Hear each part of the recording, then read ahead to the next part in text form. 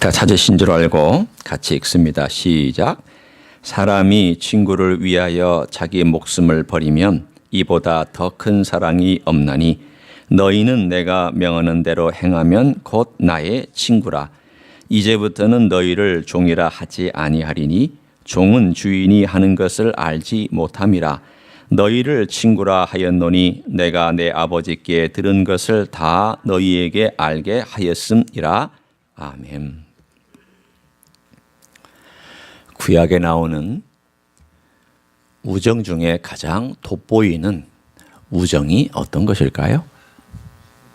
아마 여러분은 금방 머릿속에 두 사람을 떠올리실 거예요. 요나단과 다윗의 우정입니다. 그런데 이 우정은 요나단이 먼저 시작을 했습니다. 요나단이 연장자였고 형이었습니다.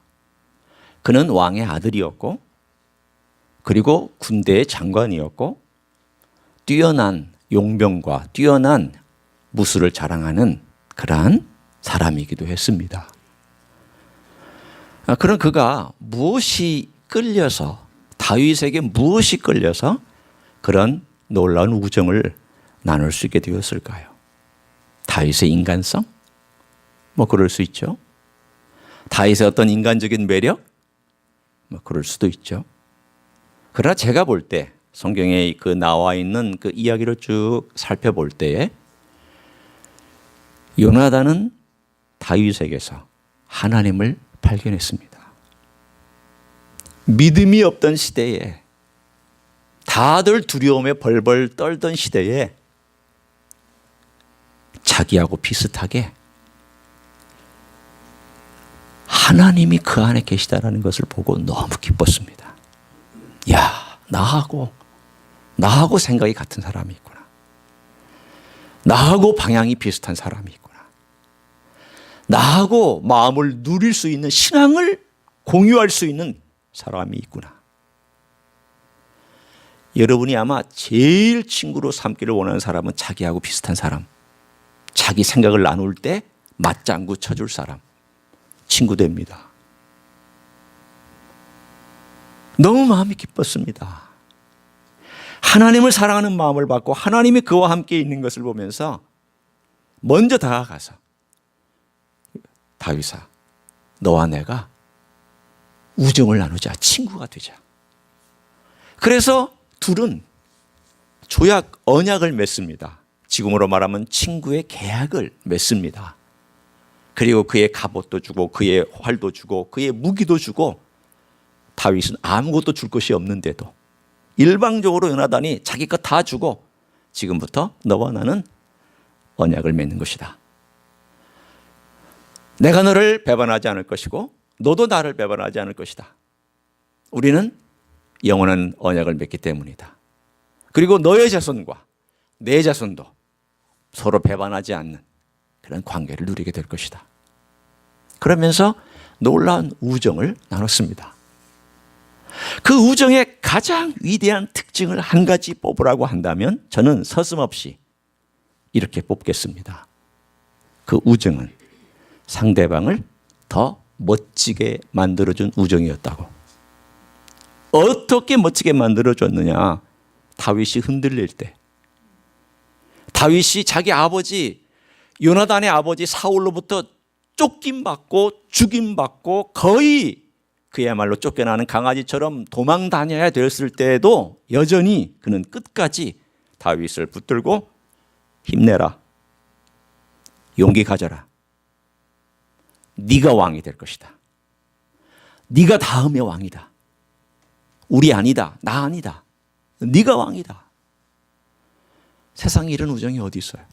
자기가 왕자인데, 자기가 그 다음 차례인데 그 다음 차례인 자기를 전혀 생각하지 아니하고 순전히 다윗에게 끝까지 사랑해주고 우정을 지켜주고 그 마음속에 흔들리는 다윗을, 그 마음을 잡아주고 세워주고 그리고 미래에 네가 왕이 될 거라고 확신까지 심어준 이 요나단의 우정은 상상을 초월한 것입니다. 그래서 나중에 요나단이 자기 아버지를 배반할 수 없잖아요. 그러니까 끝까지 아버지와 함께 전쟁을 치르다 길보아 산에서 전사를 합니다.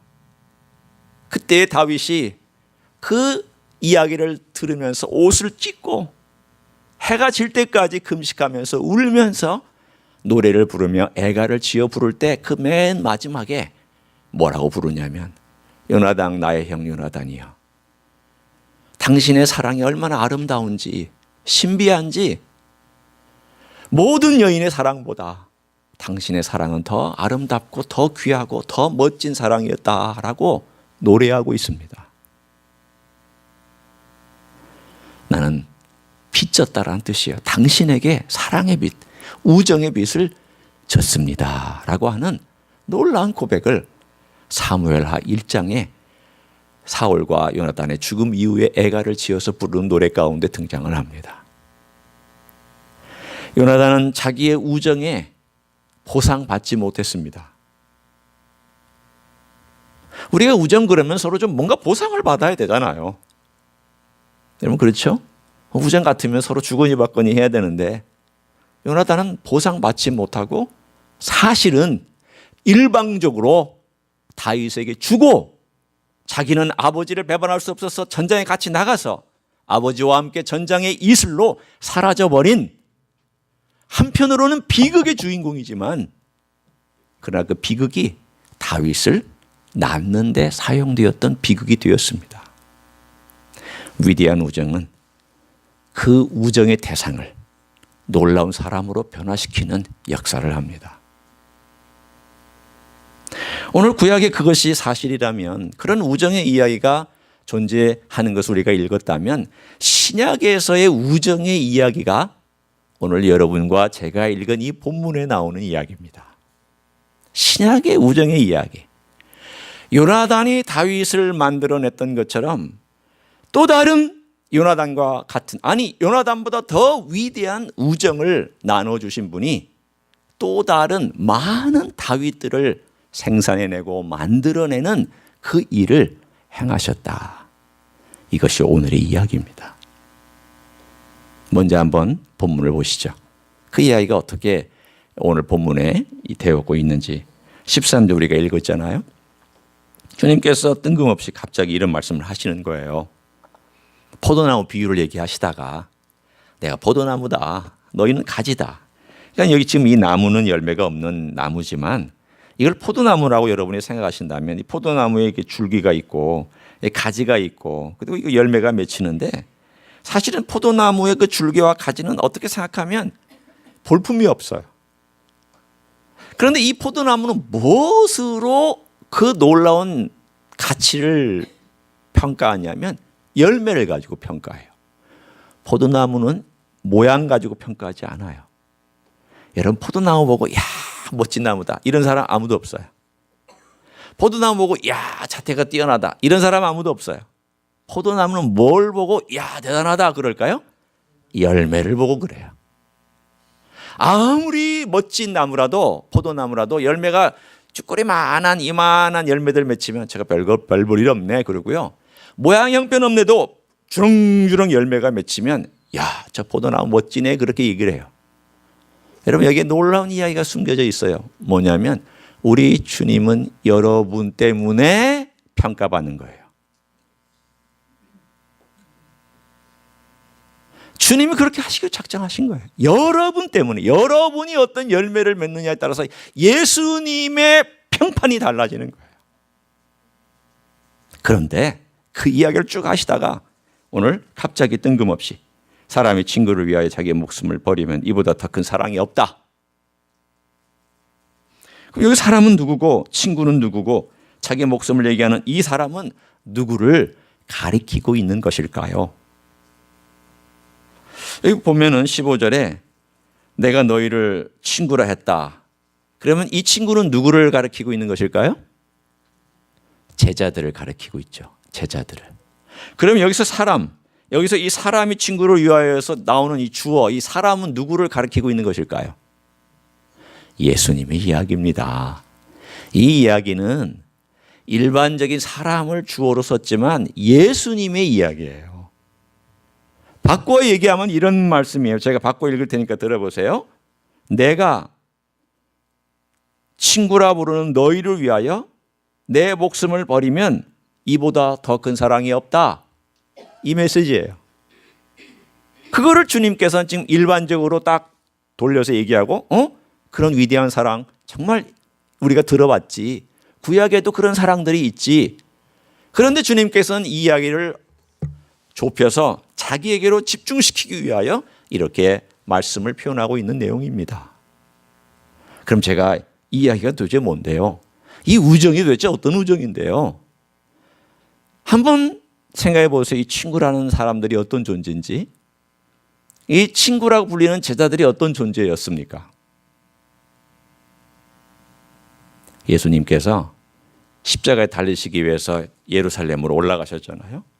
올라가시는 과정 가운데 제자들이 예수님 말씀하시기를 내가 이제 예루살렘 올라가면 고난받고 죽는다. 내가 이제 대제사장들에게 그리고 이 제사장들에게 팔려서 내가 죽을 것이다. 제자들은 그 메시지를 받아들였을까요? 받아들이지 않았을까요? 한 귀로 듣고 한 귀로 흘렸습니다. 왜 이것을 듣지 않았을까요? 그들의 마음속에 뭐가 있었기 때문에? 이 주님께서 예루살렘에 올라가시면 하나님의 나라가 임할 거야. 하나님의 나라가 임하면 내가 좌편에 우편에 앉아서 떵떵거리면서 살 거야. 이제 더 이상 쫓겨다니는 일도 없고 굶는 일도 없을 거야.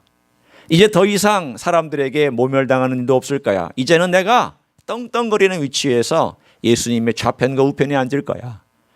그 일을 제일 앞서서 했던 사람이 누굴까요?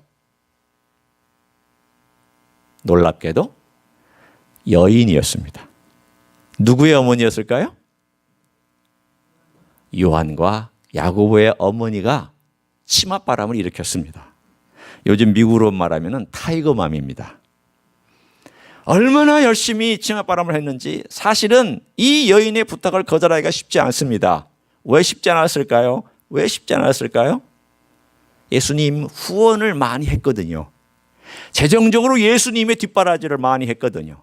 이 여인이 예수님께 와서 예수님께서 예루살렘에 올라가시면 영광을 얻으실 텐데 그 영광을 얻으실 때에 최우쪽에는 요한을 세워주시고 예수님의 좌쪽에는 야고보를 세워주셔서 이들이 주님의 나라에서 엄청나게 높은 지위를 가질 수 있도록 부탁드립니다.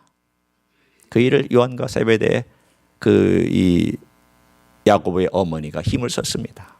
그랬더니 제자들이 화가 났습니다. 불공평해. 왜 불공평할까요? 우리는 우리밖에 없는데 엄마를 동원해? 아니 우리가 지금 얘기하기도 어쩌고서 가만히 있는데 어떻게 엄마까지 동원해서 저렇게 적나라하고 저렇게 공공연하게 자기 아들들을 써달라고 얘기할 수가 있는 거야. 이건 뭔가 게임이 불공평해. 우리 어린아이들 키울 때 제일 많이 쓰는 단어가 뭐예요? It's not fair예요. 이거 공평하지 않아가 제일 어린아이들에게 있어서 제일 큰 문제예요. 항상 자기 위주니까. 자기 위주로 생각하면 모든 것이 다 unfair해요. 그러면 이 제자들이 수준이 어디 수준일까요? 다 거기서 거기예요. 다 도토리 키재기. 조금 큰 놈, 작은 놈 재봤더니 1cm 차이도 안 나.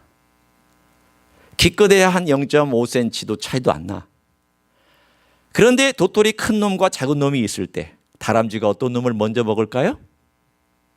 큰 놈 먼저 먹어요. 큰 놈 먼저 채가요. 사실은 이 도토리 키재기라는 말은 어떤 의미에서 볼 때 도토리보다 이 작은 도토리보다 큰 도토리가 먼저 채가는 가능성이 높은 거예요. 아무것도 아니에요. 이 제자들이 똑같은 수준에서 똑같은 생각 가지고 예수님께서 예루살렘에 올라가면 이제 높은 위치에 우리가 올라가서 떵떵거리며 로마를 마음대로 우리가 좌지우지하며 이 세상에 우리가 그동안 누리지 못했던 화려한 것들을 누릴 수 있다고 생각했었어요. 그런 제자들 데리고 주님께서 지금 예루살렘에 올라오고 계셨잖아요.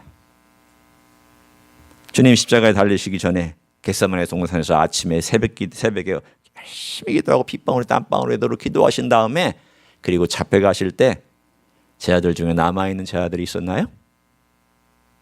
아니요. 다 도망갔습니다. 여러분 같으면 이런 사람들을 친구라고 부르고 싶겠냐고요.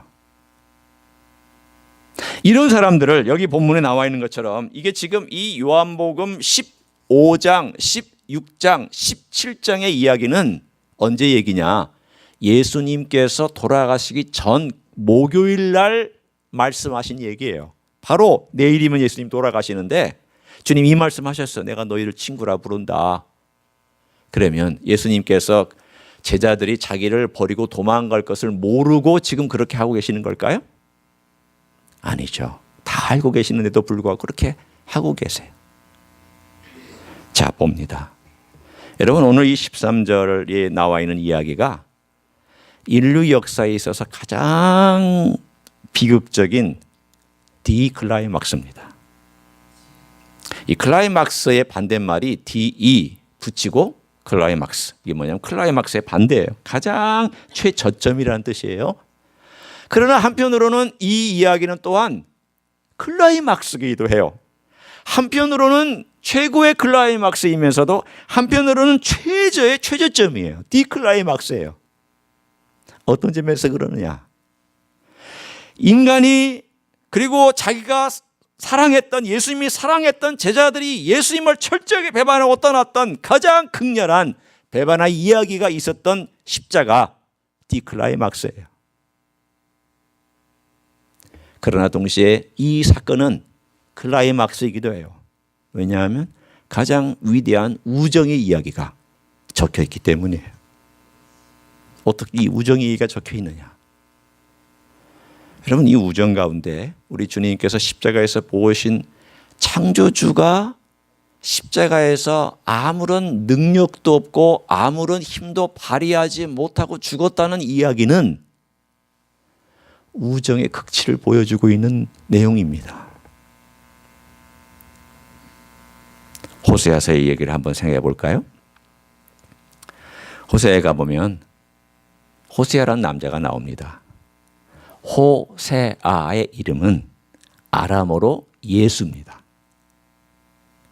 히브리 말로 호세아고 아람어로는 예수예요. 그러니까 호세아서의 이야기는 구약에 있는 예수님의 이야기예요. 하나님께서 호세아에게 얘기를 합니다. 네 아내 고멜이 다른 남자들하고 바람 피웠다. 마음대로 저렇게 하고 돌아다니는구나. 그러나 너는 가서 네 아내를 다시 돈 주고 사와라. 팔려갔기 때문에 사와라. 그래서 이 호세아는 자기 아내가 다른 남자들하고 가고 있는 이 모든 것들을 다 대가를 지불하고 다시 사왔어요. 여러분, 남자로서 어떤 심정이었을까? 생각해 보신 적 있으세요? 호세아가 어떤 심정이었을까? 잘 모르겠어요. 성경에 호세아의 감정과 호세아의 내용은 나오진 않아요. 기분 나빴다든가 힘들었다든가 그것 때문에 하나님께 언짢았다든가 하나님께 불평했다든가 하나님 어떻게 저렇게 자기가 원해서 자기 욕망대로 살아버린 여인을 내 아내로 다시 데려오라고 하는 거예요. 이건 말도 안 되잖아. 이거 율법에도 이건 어긋나잖아. 하나님께서 주신 율법에 어긋나는 일을 왜 하나님이 시키시는 거예요? 라고 하나님께 충분히 항거해도 될 만한 사건이란 말이죠.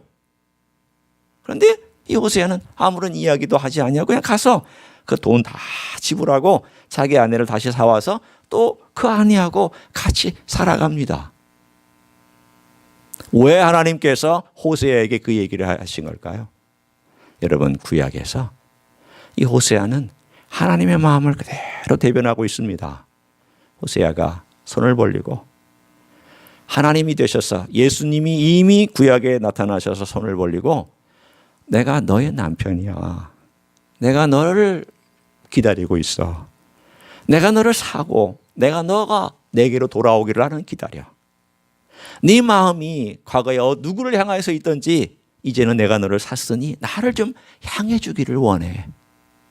두 팔을 벌리고 호세아는 자기의 잃어버린 아내의 마음이 자기에게로 돌아오기를 원하는 이야기가 호세아서 이야기입니다. 그러면 호세에 나와 있는 이야기하고 신약에 나와 있는 예수님께서 십자가에서 두 팔을 벌리고 무기력하게 죽어가면서 돌아오기를 원하고 있는 자기 백성에 대한 이야기하고 똑같은 이야기입니다. 그것을 주님은 뭐라고 표현했냐면 이건 내가 너에게 주는 최고의 우정이다. 왜 이 우정이 가장 큰 우정인가 하면 이 사랑을 받는 대상이 사랑을 받을 만한 친구가 아니기 때문이에요. 마치 호세아의 아내가 호세아가 다시 데려와서 살만한 아내의 자격과 조건과 미덕이 없었지만 데려온 것처럼 예수님께서 자기의 제자들이 그런 미덕도 그런 자격도 능력도 아무것도 없음에도 불구하고 다시 데려와서 내가 너를 위하여 십자가에서 너를 친구 삼기 위해서 내가 다 대가를 지불하고 너를 친구 삼았다. 그 이야기가 구약에도 나오고 신약에도 나오는 그 사랑의 이야기, 한편으로는 우정으로서는 최고의 클라이막스를 보여주고 있으며 인간의 배반과 제자들의 비참한 실패에는 가장 디클라이막스를 보여주는 두 가지 동일한 사건이 십자가에서 일어난 사건입니다. 오늘 13절은 그 이야기를 해주는 거예요. 여러분, 이 이야기를 제자들이 이해했을까요? 여러분 같으면 어떠세요? 주님께서 잡히시기 바로 전에 몇 시간 전에 이 이야기를 제자들이 했을 때 제자들이 이 이야기의 내용을 이해했을까? 했을까요? 못했을까요? 못했죠. 듣기는 들었어요. 주님께서 뭔가 심각한 얘기를 하시는 것 같아서 듣긴 들었는데 무슨 얘기인지 하나도 못 알아들은 거예요. 언제 이해했을까요? 주님 부활하신 다음에. 여러분, 요한복음 21장이 왜 있는 것이라고 생각하세요? 요한복음 21장, 제가 설교의 주제는 요한복음 21장 아니에요. 요한복음 20장에 스토리가 다 끝나요. 이 성경 요한복음을 쓴 목적도 다 얘기해요. 그런데 요한복음 21장에 가서 또 하나의 스토리가 아펜딕스처럼 붙어 있어요. 부록처럼 붙어 있어요. 왜 붙어 있을까요? 그 붙어 있는 이유가 오늘 제가 설명해 드릴게요. 예수님께서 부활하신 다음에 제자들에게 예수님의 우정이 진짜라는 것을 이 스토리를 통해서 증명해 보여주고 계시는 거예요. 일주일이 지나서 갈릴리 호수에서 제자들을 다시 만나요. 아침 새벽이 되었어요. 똑같이 물고기를 잡았어요. 그런데 어느 분이 와서 물고기를 저쪽에 넣어서 잡아라 그랬더니 제자들이 물고기를 잡았더니 153마리가 잡혔어요. 그랬더니 아마도 요한일 것 같아. 요한이 선생님이시다. 우리 주님이시다. 그러자 베드로가 물속에 뛰어들어서 막 온 다음에 젖은 몸체로 새벽에 주님께로 왔어요. 그리고 제자들도 다시 또 물고기를 잡아가지고 배를 타고 왔던 그 제자들도 왔어요.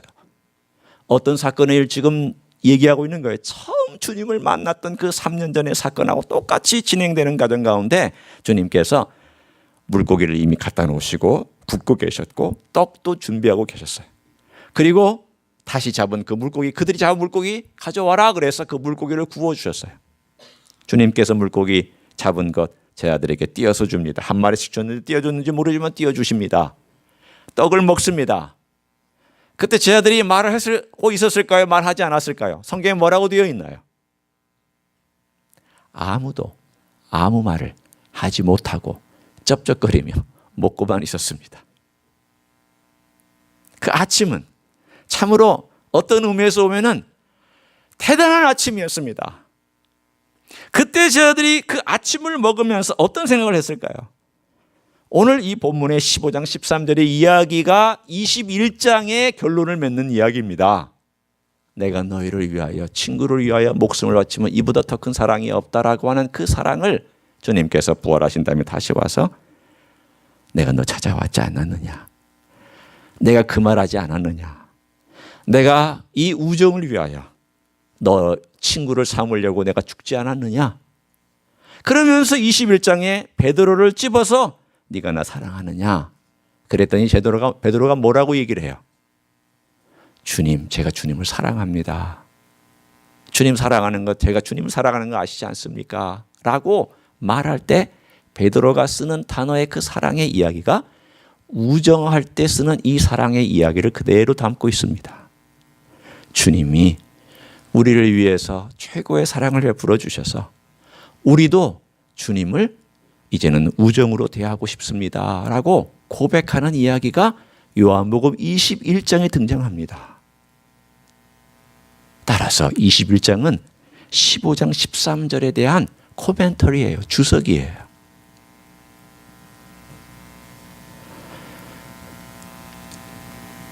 직접 몸으로 주님께서 떡을 떼어주고 아무런 질책하지 않았어요. 네가 왜 나를 배반했느냐고 야단치지 않았어요. 너는 어떻게 그 정도밖에 안 되느냐고 꾸중하시지도 않았어요. 너는 어떻게 하는 짓이 늘 그 모양이냐고 말씀하시지 않았어요. 떡 떼어주고 말씀하시지 아니하고 떡을 다 드시고 그리고 물고기 다 먹은 다음에 베드로에게 요한의 아들 시몬아, 네가 나 사랑하느냐? 넌 사랑하느냐? 사랑하느냐? 3번 묻고 3번 대답하는 이 사건을 통해서 주님께서 자기가 진짜로 우정을 위하여 죽었다라는 것을 부활하신 다음에 그대로 또 나타나서 그들에게 증명해 보여주신 거예요. 여러분, 이 제자들하고 우리하고 뭐가 달라요? 여러분은 예수님의 우정을 받을 만한 자격이 있으세요? 여러분은 하나님과 우정을 나눌 만한, 우정을 받을 만한 미덕을 행하고 계세요? 여러분은 하나님의 우정을 받을 만한 그러한 도덕적 인간이에요? 여러분은 하나님의 우정을 받을 만한 그런 무슨 뭔가 좀 조건을 갖고 계세요? 아니요.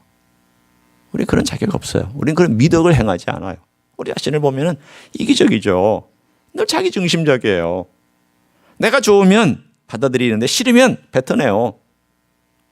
우리 인간의 모습 정말 가만히 들여다보고 있으면 자기 위주예요. 생각하는 것도 내 위주고 감정도 내 위주고 행동하는 것도 내 위주고 다 내 위주예요. 예수님 믿는 것도요. 가만히 보니까 자기 위주더라고요. 네, 웃으시는 분인 웃으시는 분들이 좀 있으셨어요? 우리 가만히 들여다보세요. 나를 들여다보세요. 내가 예수님 믿는 게 내 위주 아니었느냐고. 내 생각대로 믿지 않았느냐고. 내가 하고 싶은 대로 하지 않았느냐고. 여러분 얘기를 하는 게 아니라 제 얘기를 하고 있는 거예요. 제 자신도 목회를 한다는 목사가 가만히 보고 있으면 내 위주로 예수님 믿고 내 위주로 기도하고 내 위주로 성경 해석하고 내 위주로 성경 적용하고 내 위주로 살았던 적이 얼마나 많아요.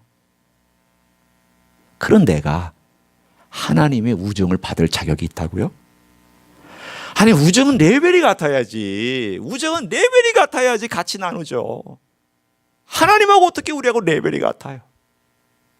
그런데도 불구하고 주님께서 우정을 주셨다라는 것은 이건 신비로운 사건입니다.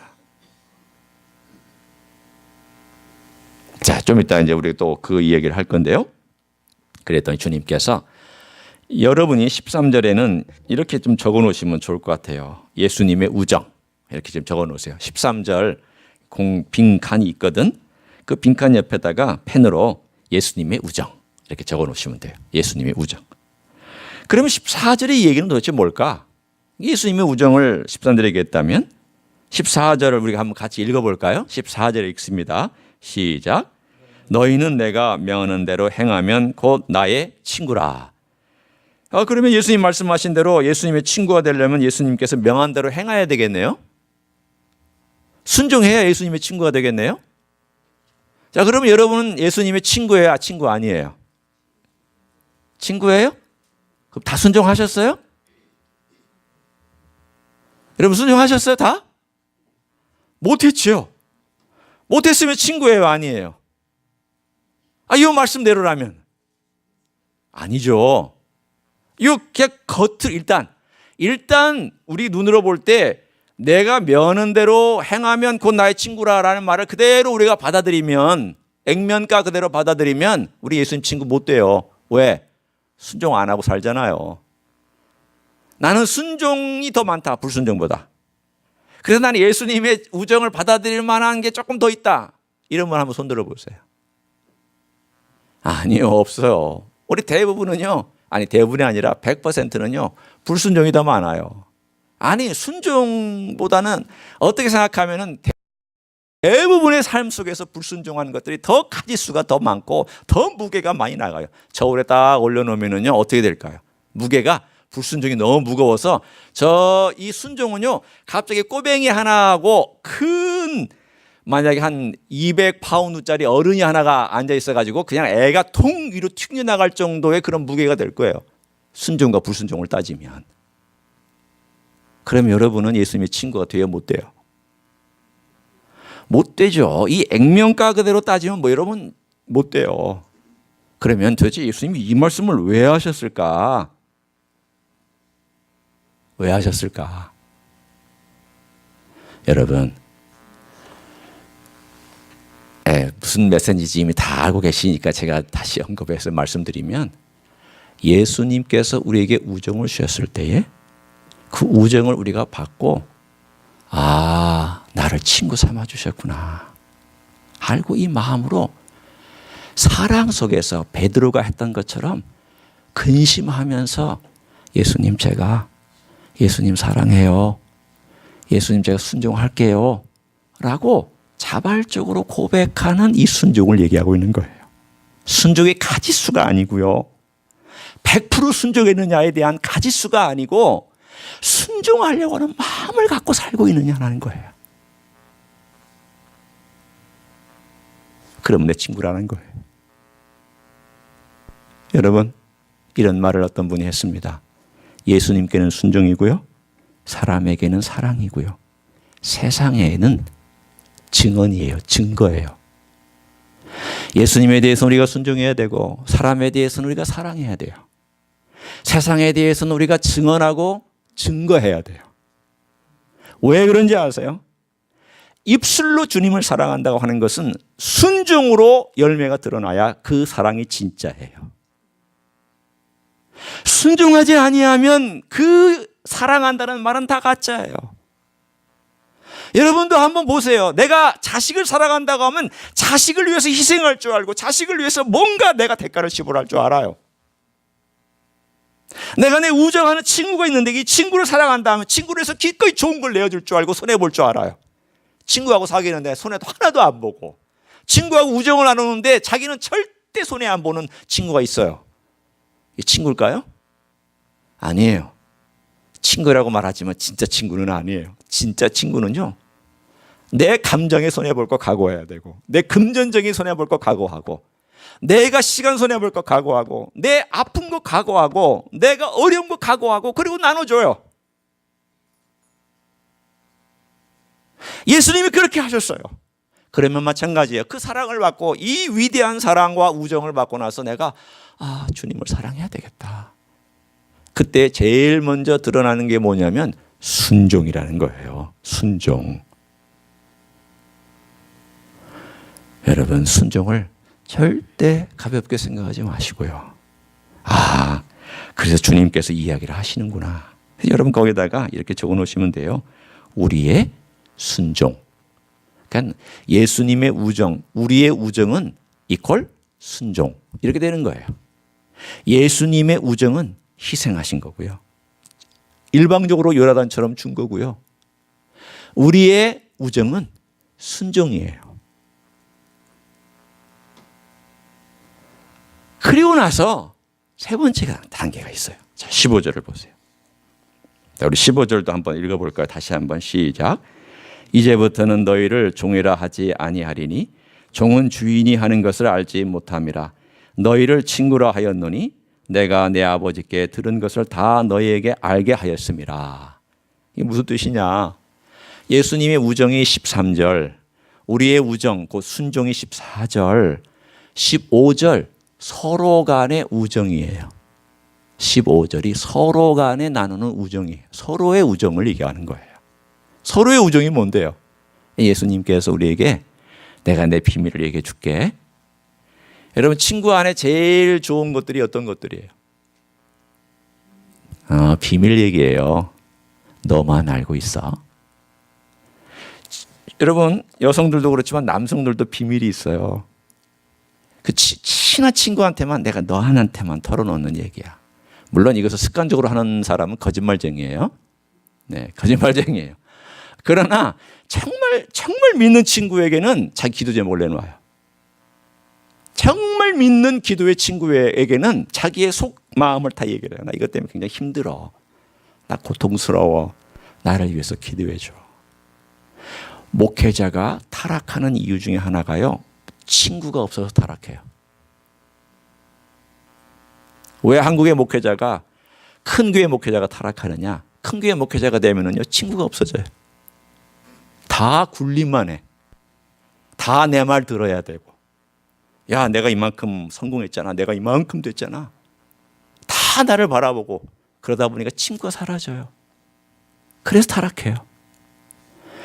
여러분이 친구가, 영적인 친구가 없으면 여러분 곁에서 여러분을 지탱해주고 여러분을 도와주는 다윗을 도와주었던 요나단이 있었던 것처럼, 우리들의 영적인 생활 가운데서 누군가가 나를 도와주는 그런 영적인 친구가 존재하지 않는다면 우리는 타락하기 쉬워요. 그런데 이 친구가 내 이야기를 듣거든요. 목회자의 그 깊은 고민과 아픔을 친구 목사가 듣고 같이 기도하자. 같이 내가 해줄게. 그런 친구가 한 사람이라도 있으면 그 목회자는 덜 타락해요. 여러분도 마찬가지예요. 여러분도 여러분 삶 속에서 여러분의 기도 제목을 다 얘기할 수 있는 진정한 친구가 있다면 여러분 덜 타락해요.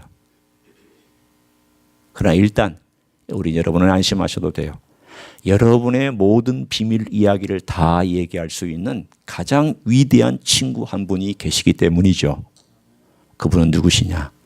우리 주 예수 그리스도 그분이에요. 우리도 내 속사정을 다 비밀을 얘기할 수 있지만 주님도 또 주님이 이야기를 우리한테 해주신다고 약속해 주셨잖아요. 이게 놀라운 이야기예요. 우정을 나누는 이야기예요. 우리가 이 땅에 살아가는 동안 제가 여러분에게 정말 진심 그리고 전심으로 부탁드리고 또 저에게도 주는 말씀입니다. 그게 뭐냐? 여러분, 우리가 예수 믿고 구원받은 거 정말 멋진 거예요. 어둠의 나라에서 빛의 나라로 왔으니까. 우리가 주님을 섬길 수 있는 거 멋져요. 일할 수 있으니까. 주님을 섬기기도 하고 이 세상에서 일하면서 우리가 또 주님을 증거하기도 하고. 그런데 거기서 머무르면 딱 2단계에서 끝나요. 어디까지 가야 될까요? 마지막 3번째 단계.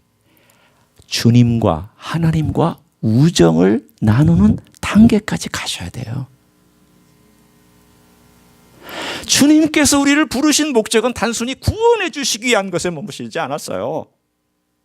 나하고 친구 삼자라는 거예요. 내가 우정을 주었으니까 너도 나한테 우정을 줄래? 우리 우정을 주면서 서로 좀 나눠가면서 얘기하면서 살지 않을래? 나는 우정이 그리워. 내가 구약의 아브라함하고 나눴던 우정이 그립고, 내가 구약 시대의 모세하고 나눴던 우정이 그립고, 내가 구약 시대의 다윗과 나눴던 우정이 그리워. 내가 지금도 너희들에게서 우정을 찾고 있어. 내가 너희들에게 주었잖아. 이 우정을 줬잖아. 너희들 나한테 좀 우정을 줄 수 있겠느냐? 대화하고 그렇게 좀 살면 안 되겠느냐? 여러분, 신앙은, 기독교의 신앙은 이게 멋진 거예요. 기독교의 신앙은 황홀한 거예요. 기독교의 신앙은 신비로운 거예요. 하나님과 내가 친구라는 거예요. 이런 신비가 어디 있어요? 이슬람교? 말도 안 되는 이야기예요. 불교? 신 없어요. 유교? 신 없어요. 다른 종교들? 하나님이 나하고 친구? 말도 안 돼요.